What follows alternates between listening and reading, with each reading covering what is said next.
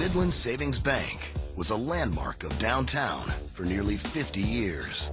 And it won't go easily. 150-foot tower in the heart of Midland, Texas. But with heavily reinforced spiral-wrapped columns holding it up, it's gonna be a tough fight. Just like in Paul and Braden's lab, the blasters in Midland have pre-cut the columns to weaken them before blasting. Contractor A&R Demolition are binding that exterior wall to the inner core using powerful steel cables. The reason why we're cabling these, the outer wall to this inner line of columns, is whenever the floor drops, it will pull that back wall inward to keep it from falling backwards.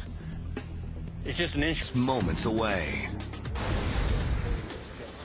All right, we're ready to get started. I know everybody's excited to be here.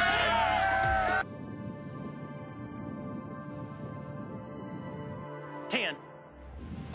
10, 9, 8, 7.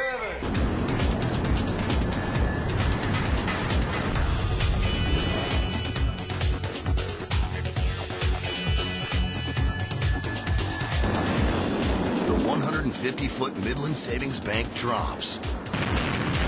And unlike in Coral Gables, the core comes with it. Lot. Well, In Midland, Texas, the prep work was crucial. Cutting the spiral-wrapped columns, knocking out the elevator shafts, cabling the walls. But it was the perfectly timed explosive delay pattern that got the building to fall with precision.